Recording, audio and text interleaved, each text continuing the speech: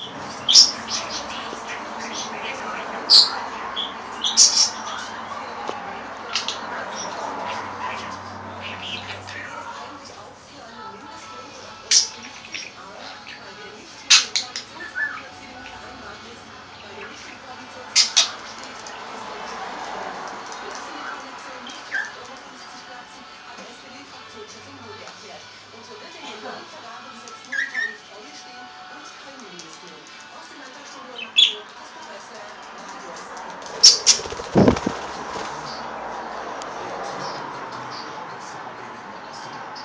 Strecke grauenhafter Qualität dürfen demnach bis 2025 und bundesweit 2000 Kilometer reichen. Das wären 400 Kilometer mehr als noch 2010.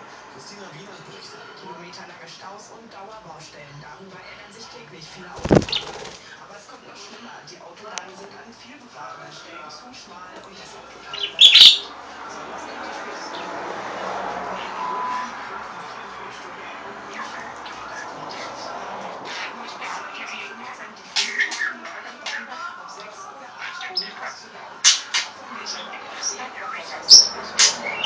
Davon, Christina Wienand, Hauptstadtstudio Berlin. Die EU-Staats- und Regierungschefs sind in Brüssel zusammengekommen, um die Weichen für den Umbau der Eurozone zu stellen. Dabei geht es unter anderem um das umstrittene Vorhaben einer gemeinsamen Bankenaufsicht. Frankreich drückt dabei das Tempo der Umsetzung nicht besonders aus. Melanie Außenministerin aus Brüssel. Der französische Staatspräsident Hollande fordert Eurobonds auf, damit an Staatsanleihen der Private mit als Liquid kategorisch abgelehnt wurden. Außerdem will er die geplante Bankenaufsicht im Eilverfahren durchsetzen. Erste Bemerkungen der Bürokratie müsse vor Geschwindigkeit gehen.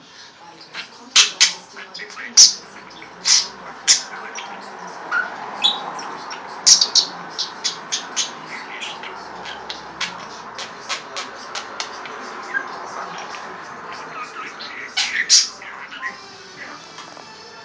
ein ausführlicher Bericht aus unserer ESC-Redaktion. Das ist übrigens einer von den schlechtesten Verkehrsprognosen. Derzeit wird in Köln zwischen Ulm und Neuruppin für Autofahrer gratuliert. Am besten nutzt die ausgeschilderte U-Bahn. Am 2. Februar zwischen Brandenburg und Berlin 5 Kilometer Stau auf der Strecke. A7 Richtung Kassel zwischen Hildesheim und Bad 6 Kilometer Stau. Auch ein bisschen Mist in Richtung Nähe Unna.